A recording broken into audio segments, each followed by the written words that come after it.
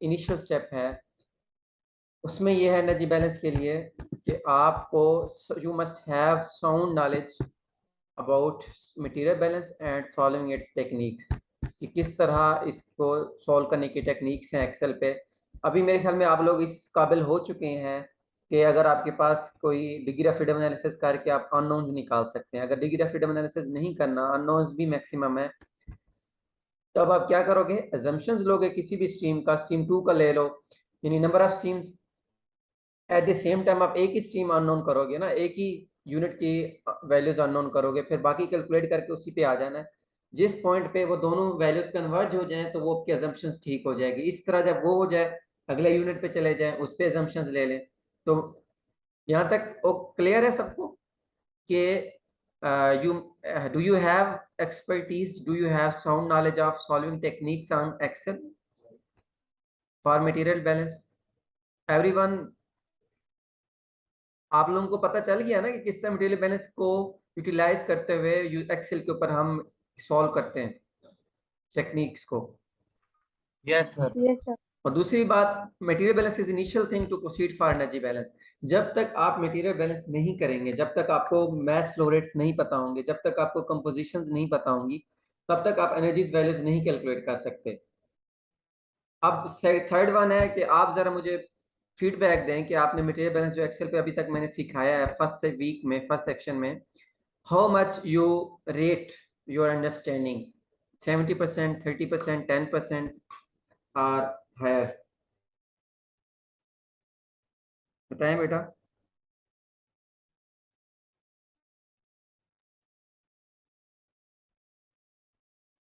कितने परसेंट आप कहते हैं? इंडिविजुअली 1 by 1 ओपिनियन दे दें।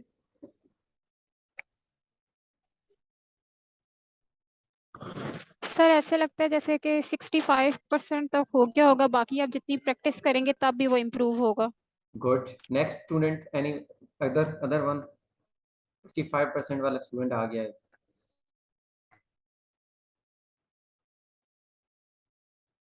कोई और? ये कौन है? उमैर, आप उमैर कितनी समझ लगी अब तक? सर मैंने अभी ज्वाइन किया सर, सिग्नल इश्यूज थे यहाँ पे।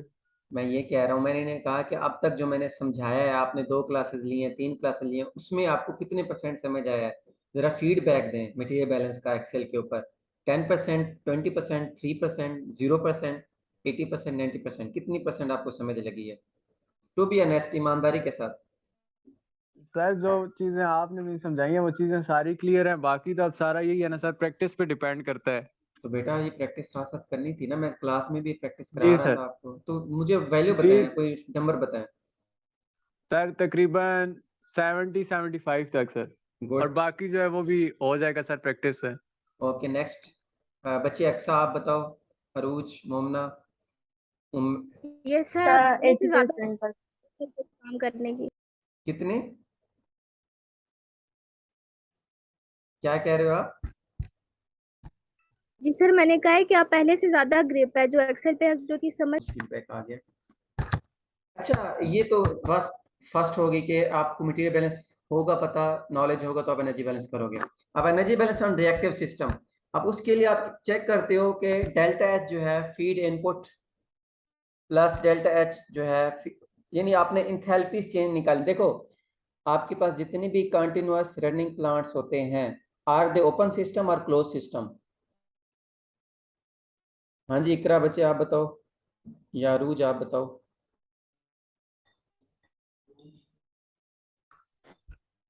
सर ओपन ठीक है, ओपन क्यों, कैसे open system? Open system, close system क्या होते हैं?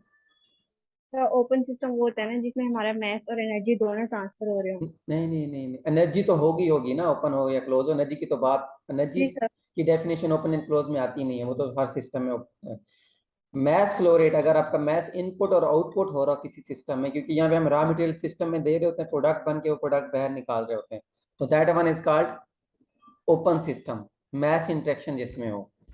ठीक है, तो ये हमारे पास डेल्टा एच, जब ओपन सिस्टम हो तो उसमें हम एनर्जी जो है ना डेल्टा एच इंथैल्पी चेंज से निकालते हैं, जब क्लोज सिस्टम हो इंटरनल एनर्जी चेंज से निकालते हैं। तो डेल्टा एनर्जी इनपुट स्ट्रीम की plus delta energy product stream की प्लस डेल्टा एनर्जी रिएक्शन की should be equal to Q plus W। ये किस फॉर्म में कन्वर्ट हो जाती हैं? वर्क और हीट की फॉर्म में। जितनी भी एनर्जीज की काइंड हैं, जितनी भी एनर्जी की टाइप्स हैं, वो इनपुट्स पे, आउटपुट पे या रिएक्शन की, वो सारी की सारी किस फॉर्म में पेयर हो जाती हैं? एनर्जी और वर्क की फॉर्म में।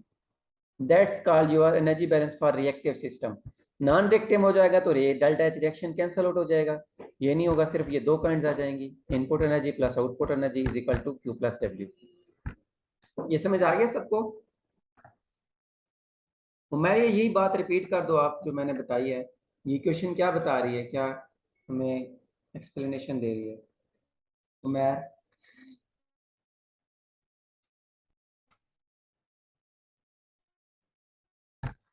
यार बच्चे आप बताओ, नुमान आप बता दो, ये क्वेश्चन क्या बता रही है? नहीं, नो रिस्पांस। मोमना बच्चे आप बताओ, ये क्वेश्चन क्या इंटरप्रेट क्या रही है?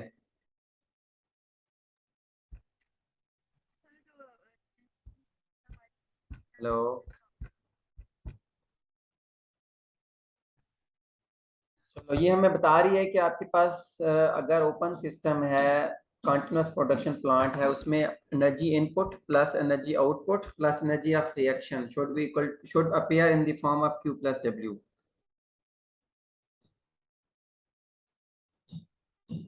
अच्छा, अब हम चलते हैं नेक्स्ट स्लाइड पे। एक्सेल आप लोग ओपन कर। आज के लेक्चर में मैंने ये बताना है कि एनर्जी बैलेंस इक्वेशंस क्या होती हैं, एंथैल्पीज आप किस तरह कैलकुलेट करते हो, और अगर आपके पास कम नंबर ऑफ कंपोनेंट्स हो तो फिर उनकी मिक्सचर की एंथैल्पी कैसे निकालते हो। तो ये बेसिक एनर्जी बैलेंस इक्वेशन है। इसको जो इंट्रोडक्शन सेक्शन है, ये तो मैं क्योंकि एक्सेल पे प्रैक्टिस कराना मेन पर्पज है, तो ये तो मैं वैसे आपको गो थ्रू करवा रहा हूँ कि आपके पास जितनी भी स्पेसिफिक एंथैल्पीज है इनपुट स्ट्रीम की और आउटपुट स्ट्रीम की, that are equal to Q minus W के, यानी माइनस या प्लस वर्क W होता है तब जब आपके पास work done on the system या work done by the system हो। तो इस पे आ जाते हैं आप। ये क्वेश्चंस क्या बता रही है? ये मैं ये बताती है कि जो स्पेसिफिक इंथैल्पी है। हाँ जी, what is difference between specific enthalpy and enthalpy या टोटल इंथैल्पी? दोनों में क्या फर्क होता है? स्पेसिफिक कोई भी प्रॉपर्टी कब हो जाती है? जब, एंड कोई भी स्टूडेंट बता दे स्पेसिफिक इंथैल्पी और टोटल इंथैल्पी में क्या फर्क होता है, डिफरेंस होता है?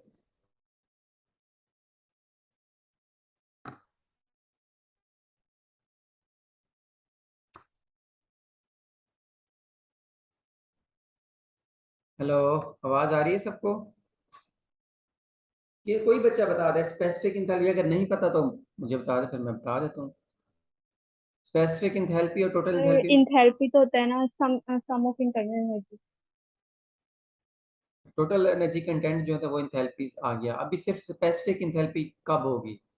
कोई प्रॉपर्टी स्पेसिफिक कब होती है? सर वो जब पर यूनिट मास हाँ, जब हम उसको with respect to mass, with respect to mole, with respect to unit, हम साइज हम उसको स्पेसिफिक कर दें कि that is for 1 kg, that is for 1 kg mole, that is for 1 mole. 1 mole की जो एनर्जी होगी वो क्या कहलाएगी? Specific enthalpy. आपने स्पेसिफिक कर दिया 1 मोल के लिए। अगर आप टोटल की फाइंड आउट करो उसमें पर मोल नहीं होगा, तो यहाँ पे स्पेसिफिक इंथैल्पी है, दैट इज फॉर 1 मोल। अब इसमें आप निकालोगे कैसे? सीपी डीटी से। सीपी आपके पास हीट कैपेसिटी है एट कांस्टेंट प्रेशर और डीटी टेम्परेचर का फंक्शन है। ये अब क्योंकि हमारे पास जो टेम्परेचर्स हैं, सीपी टेम्परेचर का फंक्शन है, इनिशियल टेम्परेचर और फाइनल टेम्परेचर, तो यहाँ पे हम रेफरेंस टेम्परेचर बना देते होते हैं। क्या बनाते हैं? Reference temperature. एक गिवन टेम्परेचर हो गया, एक रेफरेंस टेम्परेचर हो गया। अब अगर इसकी इंटीग्रेशन करें मैथ के अकॉर्डिंग तो ये क्या हो जाएगा? जो सीपी है एक्चुअली ये A plus B T plus C T square plus D T cube के इक्वल है। इसमें A कांस्टेंट है, B कांस्टेंट है, C कांस्टेंट है, D कांस्टेंट है, और T जो है ना ये फंक्शन ये है टेम्परेचर आपका, यानी CP is function of temperature. जितना टेम्परेचर बढ़ता जाएगा आपकी सीपी की वैल्यूज इंक्रीज होती जाएगी। अच्छा, अब हमने इसकी इंटीग्रेशन जब करनी है, सीपी वैल्यूज को इसमें रखें आप, तो ये A plus B T plus C T square plus D T का क्यूब ब्रैकेट में डी टी आ जाएगा। जब उसकी इंटीग्रेशन करेंगे, A इंटू डी टी की इंटीग्रेशन करें, क्या आंसर आता है? कांस्टेंट की इंटीग्रेशन करें विद रिस्पेक्ट टू टेम्परेचर, क्या आंसर आएगा? हाँ मोमना बच्चे, क्या आंसर आएगा कांस्टेंट की इंटीग्रेशन जब करें हम? हफ्जा आप बताओ। सर कांस्टेंट ही आएगा। कांस्टेंट की जब इंटीग्रेशन की जाती है with respect to any derivative तो वैल्यू कांस्टेंट आता है। एक्स जब 1 की derivative 1 integration of 1 dt dx करते क्या आंसर आता है?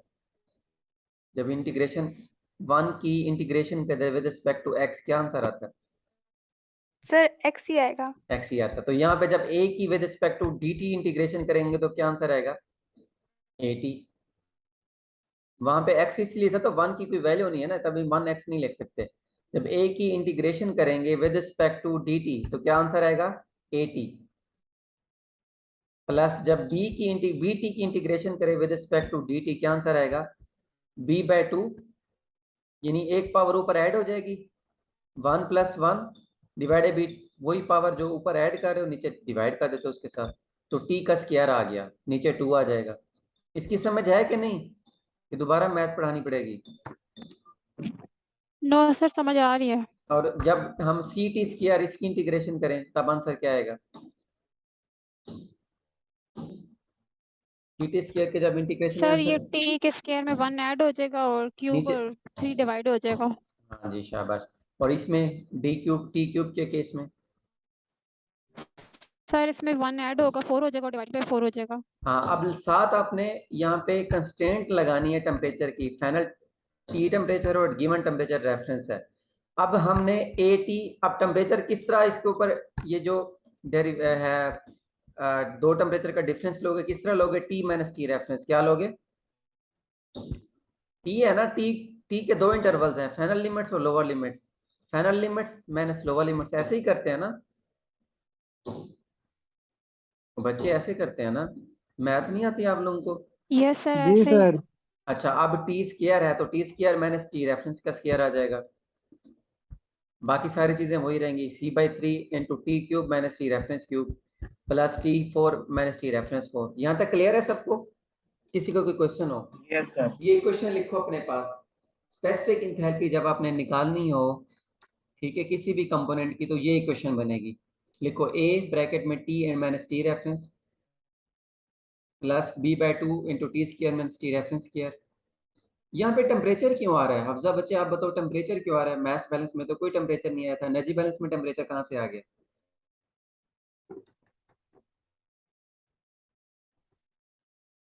हेलो, सर क्योंकि हम विद रेफरेंस टेम्परेचर कर रहे हैं इस वजह से। एनर्जी डिपेंड्स अपॉन टेम्परेचर ना, एनर्जी आपकी टेम्परेचर पे डिपेंड करेगी।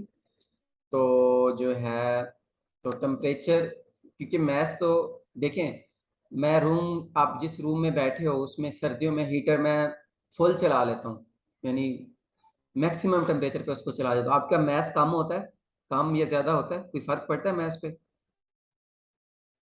नहीं पड़ता ना। No sir. एनर्जी कंटेंट पे फर्क पड़ता है, उसकी जो एनर्जी है, हीट है, वो आपकी बॉडी में जाते हैं तो आपकी बॉडी का टेम्परेचर इंक्रीज हो जाता है, यानी आपके एनर्जी कंटेंट बढ़ जाते हैं। मैथ्स पे कोई फर्क नहीं पड़ता। चलो अभी इसको लिख लिया सबने, इसी को। अच्छा, यहाँ पे एक और चीज, तो अब इस जब हम स्पेसिफिक इंथैल्पी निकालते हैं तो उसके लिए हमें सबसे पहले क्या चीज चाहिए? कांस्टेंट्स चाहिए, ABCDEF, क्या चाहिए? कांस्टेंट्स। तो कांस्टेंट ये मुझे बताएं, फरूज बच्चे आप बताओ, कांस्टेंट्स कहाँ से पता चलते हैं? कौन किस बुक से पता चलेंगे या किस लिटरेचर से पता चलेंगे? थर्मोडायनेमिक्स पढ़ी है, थर्मोडायनेमिक्स 1 कि सर नहीं? यस करिए। उसमें आपने कोई एंड पे जो टेबल्स होते हैं उसमें ABC कांस्टेंट्स कभी की हैं कैलकुलेशंस? जी सर। तो वहां पे आपको या तो जिस बुक से आप जिस बुक की में यानी सेंजल की बुक से कर रहे हो तो उसके एंड पे गिवन होंगे टेबल्स। आप जो है स्मिथ की बुक है थर्मोडायनामिक्स की, उससे कर रहे हैं तो वहां पे होंगे, या आप पेरी केमिकल इंजीनियरिंग हैंडबुक लिख लो। Book Perry chemical engineering handbook से एक मेन बुक है जो जिसको आप कह दें कि सब बुक्स जिसमें मैक्सिमम डाटा आपको मिल जाता है कांस्टेंट्स का, ABC, यानी हर कंपाउंड के लिए स्पेसिफिक कांस्टेंट्स हैं। CO2 है, CO है, H2O है, अमोनिया है, मीथेन है, जितने भी कंपोनेंट्स हैं, जितने भी कंपाउंड्स हैं, हर कंपाउंड्स के लिए स्पेसिफिक कांस्टेंट है जो आपको गिवन होते हैं, ठीक है? तो वहां से आप देख लेते हो। यहां तक किसी का कोई क्वेश्चन? एक तो हम कांस्टेंट निकाल लेंगे पेरी केमिकल इंजीनियरिंग हैंडबुक से, वहां से आप कॉपी करो, यहाँ पे पेस्ट करो टेबल में, एक्सेल पे भी मैं कराता हूँ। दूसरी चीज अब क्या हमें चाहिए? टी रेफरेंस चाहिए। तो रेफरेंस टेम्परेचर क्या देते हैं मोस्टली? ये बताया नुमान सर एक मुस्तफा। चीज समझ नहीं आई इसमें। जी 25 पूछे। Degree centigrade sir. हाँ जी, सर ये आपने जो लिखा है कि ए और T minus T reference upper limit minus lower limit, लेकिन सर ये आगे जब आपने टी स्केयर लिखा है तो सिर्फ टी रेफरेंस नहीं आएगा सब में? क्यों टी रेफरेंस आएगा ना, जब स्केयर ले रहे हो टी का तो उसमें भी, ये देखो जब इसका स्केयर ले रहे हो तो दोनों का टेम्परेचर का स्केयर आ जाएगा। टी जो है ना वो स्केयर स्केयर रहेगा, टी रिप्लेस हो जाएगा टी और टी रेफरेंस से। ठीक है सर। ये टी क्यूब है ना, ये भी रिप्लेस हो जाएगा टी और टी रेफरेंस से। क्यूब है तो क्यूब रहेगा, पावर 4 है तो पावर 4, ठीक 5 है तो 5 रहेगा। हाँ नुमान, ठीक क्या है सर। समझ आइए नुमान, क्या कह रहे थे आप? सर 25 डिग्री सेल्सियस क्यों, होगा। वाई 25 क्यों लिया जाता है मोस्टली? सर ये नॉर्मल रूम टेम्परेचर है।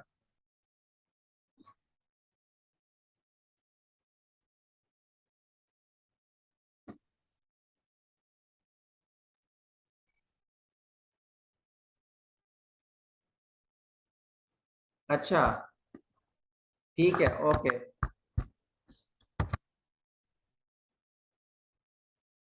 अच्छा बेटा, अब ये जो है आप इस इक्वेशन से निकालते हो, ये एनर्जी आपकी इनपुट आउटपुट स्ट्रीम और इनपुट स्ट्रीम, ये आप खुद इसको पढ़ लेना।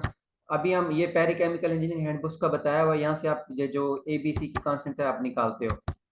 अच्छा, अब इस पे आ जाओ एक्सेल पे।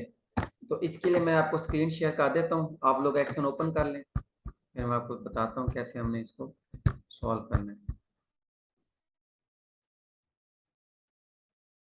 हाँ जी, ये सबने ज्वाइन कर लिया, स्क्रीन शेयर हो गया सबको? यस सर, स्क्रीन शेयर हो रही है।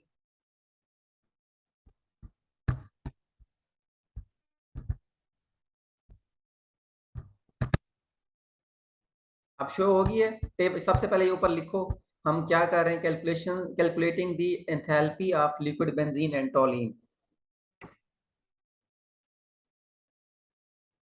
और आगे आप जो है ना सीपी कांस्टेंट लिखो, ए बी सी, इस तरह कॉलम बनाओ, 3 कॉलम बनाओ, जिसमें सीपी कांस्टेंट आ जाएंगे, टोलीन आ जाएगा और ऑर्थोजाइलिन आ जाएगा। ठीक हो गया?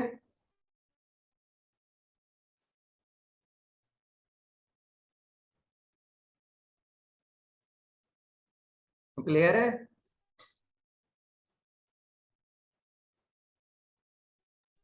यस सर, क्लियर है। बनाओ ना इसको, आप ड्रॉ करो। ये फिलहाल ए बी सी की कांस्टेंट की वैल्यू ना आप यही लिख दो। वैसे तो ये बुक से आप देखोगे जब आप कैलकुलेशन करोगे, लेकिन एट द सेम टाइम आपने यहाँ से देख लेना।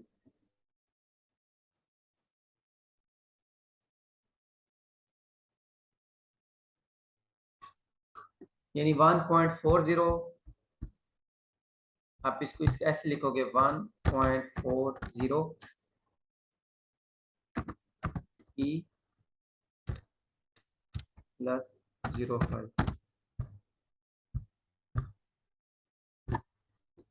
ये ई एक्सपोनेंट है, एक्सपोनेंट की पावर 5 होगी, 1.4 मल्टीप्लाई बाय 10 उसकी पावर 5। लेकिन फिलहाल आप इसको ऐसे लिख दो जैसे यहाँ पे लिखे हैं -1.52। ये वरना बुक से भी आप कॉपी पेस्ट कर सकते हैं।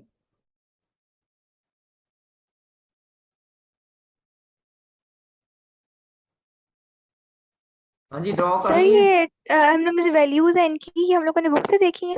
बुक से देखिए, ये पेरिकेमिकल इंजीनियरिंग हैंडबुक है, वहां से आप देखोगे। यानी आपके पास या अगर आपके पास 2-3 और भी बुक्स हैं, वहां से आप कॉपी करके ए बी सी की, ये आपको गिवन होंगी वैल्यूज, या बुक में गिवन होंगी, या आपको लिटरेचर में गिवन होंगी, या आपके पास अगर आप लैब परफॉर्मेंस करेंगे वहां पे गिवन होंगी। उसकी आप वरी ना करें, ये आपको वैल्यूज ए बी सी की कांस्टेंट्स की वैल्यू गिवन होंगी, कैलकुलेट नहीं करनी पड़ेंगी, आपको कॉपी पेस्ट करनी पड़ेंगी सिंपल। हाँ जी, ड्रॉ कर लिए?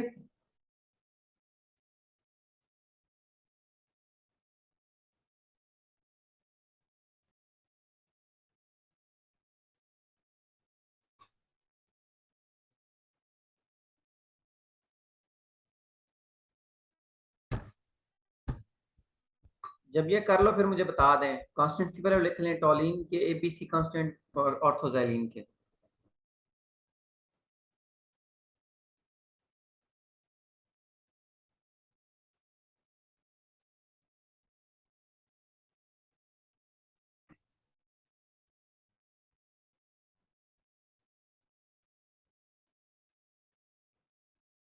हाँ जी अफजा बच्चे, हो गया है आपका ये सेक्शन?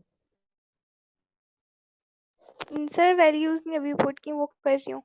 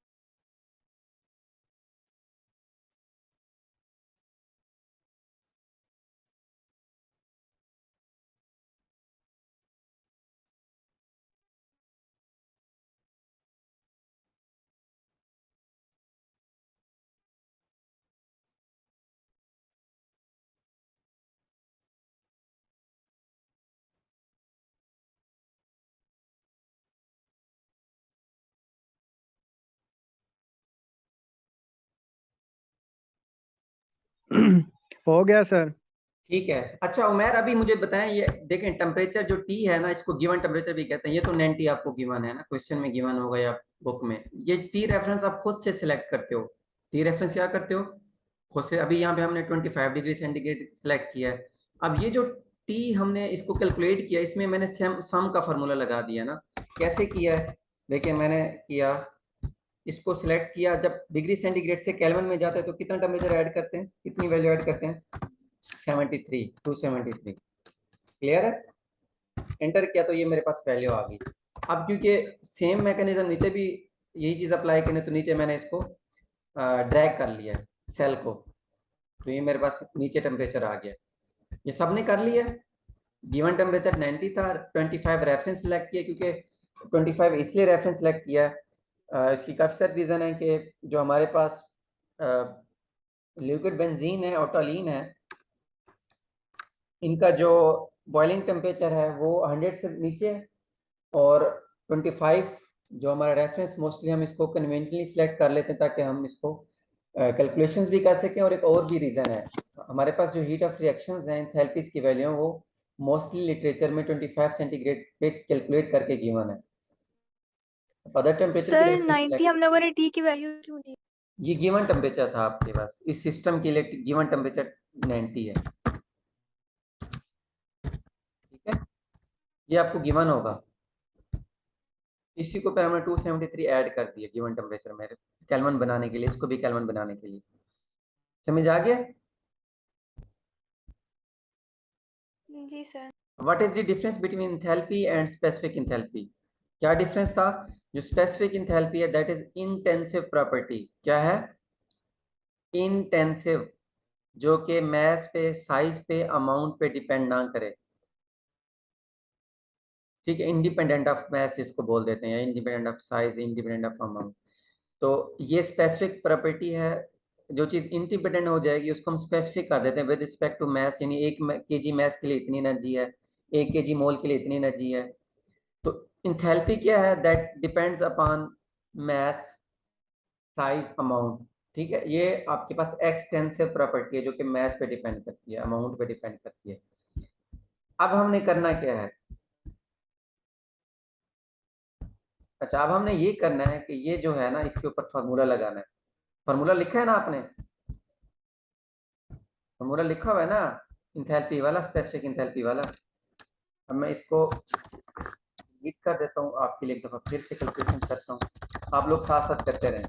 अब क्या है फार्मूला? ये है कि मैंने एक कांस्टेंट लिया, टॉलीन का ले लिया, उसको मल्टीप्लाई किया किसके साथ? टी माइनस टी रेफरेंस के साथ। हाँ जी, टी टी कितना है? इकरा बचे, कितना टेम्परेचर है? और टी रेफरेंस कितना है? 363। हाँ, प्लस अब मैंने क्या करना है? बी कांस्टेंट आ गया डिवाइडेड बाई 2। ये नजर आ रहा है जो मैं इस पे टाइप कर रहा हूँ सेल में, आप लोगों को नजर आ रहा है? जी सर। यस सर, नजर आ रहा है। ओके, फिर तो क्लियर है। आप लोग साथ साथ इस तरह करें, मैं बड़ा आराम से सुकून से इसको टाइप करता हूँ ताकि आप लोग भी साथ साथ टाइप करते रहें। यहाँ तक कर लिया आप लोगों ने? फिर ब्रैकेट जी सर। लगानी है, मल्टीप्लिकेशन करनी है, डिवीजन करनी है, ब्रैकेट लगानी है। फिर आपने क्या करना है, बी, हाँ, B divided by 2 into T. अब यहाँ पे एक ट्रिक है, यहाँ पे आप इसकी जब पावर लेनी है ना, होल की पावर नहीं लेनी, टी माइनस टी रेफरेंस उसकी पावर 2 ले लो। तो यहाँ पे आपने शिफ्ट और 6 प्रेस करना है तो ये पावर का साइन आ जाएगा। फिर इसके बाद 2 प्रेस कर देना है, यानी टी का स्क्वायर फिर माइनस, फिर आपने क्या करना है, टी रेफरेंस क्या है आपके पास, ये है, शिफ्ट और 6 को प्रेस करोगे तो पावर आ जाएगा, पावर 2। फिर ब्रैकेट लगा देनी है, उसके बाद फिर प्लस कर देना है। अब सी की बारी आ गई है, सी डिवाइडेड बाई 3, इसको मल्टीप्लाई किया किसके साथ, bracket T shift power T minus T reference shift power 3 bracket, ठीक है। पावर 3 लिखनी है, पावर 2 लिखनी है, पावर 3 लिखनी है, फिर प्लस मैं उस पे आ जाता हूँ। देखिए यहाँ पे 0 0 वैल्यूज हैं डी और ई की, तो यहाँ पे मुझे जरूरत है कोई करने की। अगर आपके पास नेक्स्ट किसी और रिएक्टेंट्स में या उसमें कंपोजिशंस में अगर वैल्यूज हो तो आप आगे कंटिन्यू करना, वरना इसको यहीं पे स्टॉप कर दो। कैलकुलेट कर लिया है आपका? क्या आंसर है? एंटर प्रेस करें ब्रैकेट लगा के। क्या आंसर आया? सर यही आंसर आया है। अच्छा, हाँ, और कोई बच्चा, एनीवन एल्स जिसका ये आंसर आया हो?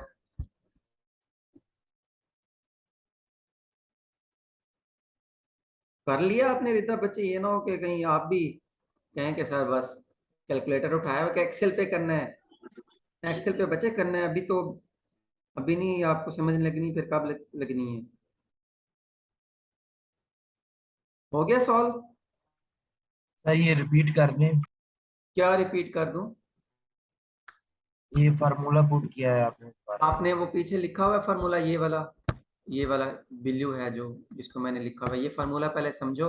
ए कांस्टेंट को मल्टीप्लाई करना है टी माइनस टी रेफरेंस के साथ, plus B divided by 2 multiply करना है T square power 2 minus T reference power 2 plus C by 3 multiply करना है।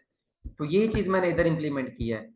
ए को उठाया है, यहाँ पे इज इक्वल टू किया है, इज इक्वल टू करके ए उठाया है, मल्टीप्लाई किया है टी माइनस टी रेफरेंस, तो टी मेरे पास ये है और टी रेफरेंस नीचे है। अब सेकंड में क्या किया है, बी को उठाया है, उसको डिवाइडेड बाई 2 किया, मल्टीप्लाई किया है T power 2 minus T reference power 2, ये हो गया, plus C by 3 multiply by T की power 3 minus T reference power 3। Clear है ये यहाँ तक? सर ये यस फार्मूला, सर क्लियर है। सर ये फार्मूला सबके लिए सेम होगा? सबके लिए सेम होगा। अगर 2 कंपोनेंट्स होंगे, 3 है, 4 है, 5 है, 6 है, 8 है, यही फार्मूला लगेगा। आगे कंटिन्यू हो जाएगा। अगर 5 कंपोनेंट है ना, A B C D E F G H, अगर 6 सीपी कांस्टेंट है तो आगे आप बढ़ाते जाएंगे, इसी फार्मूले को एक्सटेंड ठीक करते है सर। जाएंगे। अच्छा, एक और चीज, जो हम अगर किसी सेल को फ्रीज करना हो, फिक्स करना हो उसकी वैल्यू को, तो क्या करते हैं? क्या कौन सा साइन लगाते हैं? Sir dollar sign. Shift 4। Dollar. हाँ, ये इन्होंने पढ़ लिया यहाँ से। तब तक तो मैंने डॉलर, अब इसको मैं देखें, ये जो कांस्टेंट्स है इस पे इसको फिक्स करने की जरूरत है नहीं, ये टेम्परेचर फिक्स करने की जरूरत है। टी माइनस टी रेफरेंस तो सेम रहेगा ना, डिफरेंस हमेशा, ये चेंज हो जाएगा। तो अब F4 प्रेस करें, F4 प्रेस करेंगे तो आपके पास ये आ जाएगा। अब ये यहाँ पे लेके आए, F4 प्रेस कर दें, ये भी कांस्टेंट हो गया, फ्रीज हो गया, यानी F4। यहाँ पे temperature T minus T reference है ना, हर टेम्परेचर पे F4 प्रेस करते जाएं, तो आप उसको फ्रीज करते जा रहे हैं। कांस्टेंट को किस लिए फ्रीज नहीं कर रहे? क्योंकि कांस्टेंट हर कंपोनेंट के लिए चेंज होता जाएगा। ए कांस्टेंट समझ आ गई है? F4 ये हो गया, F4 क्लियर है? आंसर वही रहेगा आपका, आंसर चेंज नहीं होगा। लेकिन इसका फायदा ये है कि इसी चीज को हम ड्रैग करके बाकी ऑल कंपोनेंट्स के लिए कैलकुलेशंस कर सकते हैं।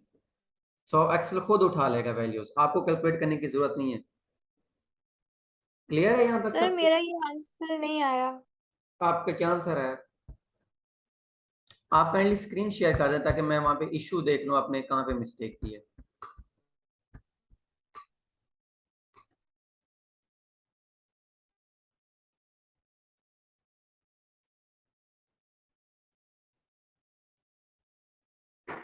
आप बच्चे स्क्रीन शेयर कर दो अफजा, मैं फिर उसको चेक कर लेता हूँ। सर मुझे डर लग रहा है screen- या आप एक दफा फिर फार्मूला चेक कर लो, वेरीफाई कर लो। A multiply by T minus T reference, T आपने 363 लेना है, माइनस 298 करना है, प्लस बी बाय 2, बी यहाँ कांस्टेंट से लेने हैं, मल्टीप्लाई बाय बी, बी की पावर 2। आपने यहाँ पे कोई स्केयर तो नहीं कर दिया? टी शिफ्ट 6 प्रेस करना है, उसकी पावर 2 लेके आना है, ये चीज लेके आनी है। ये सर यही किया है मैंने।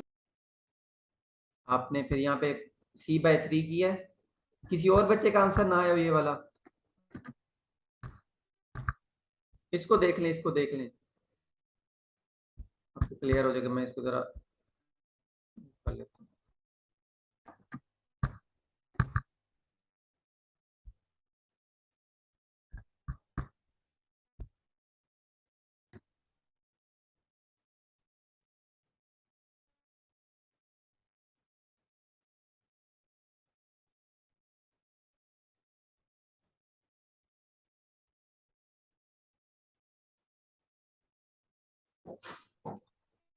Anyone else? हफ्जा बच्चे आपको हो गया करेक्ट? अब फॉर्मूला एक दफा फिर चेक कर लो, कोई इशू नहीं है, अभी तो टाइम है हमारे पास।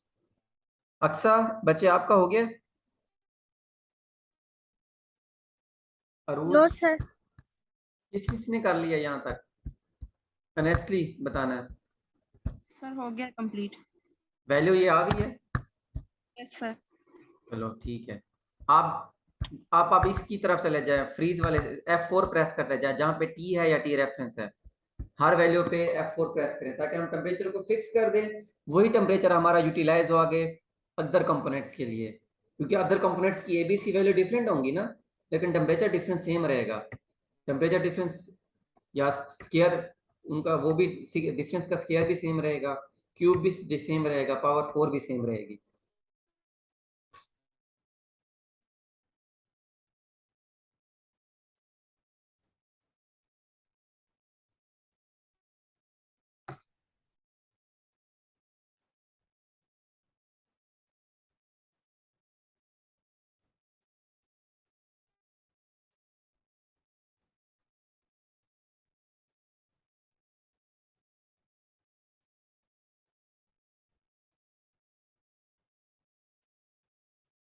सर मैंने देखा है, मेरी कोई गलती नहीं है, लेकिन मेरा आंसर फिर भी ठीक नहीं आ रहा। आपके पास लैपटॉप है?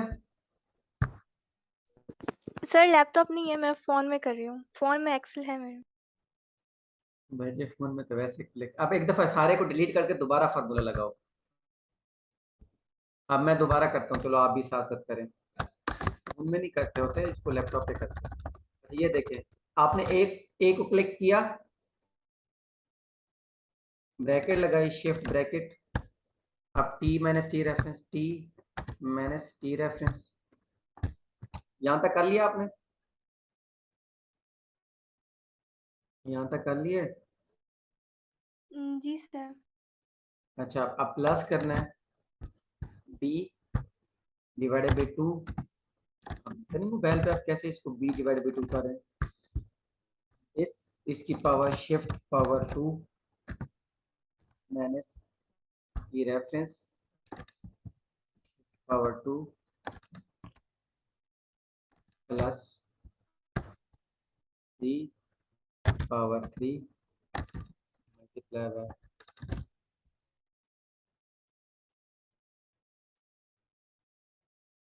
ई पावर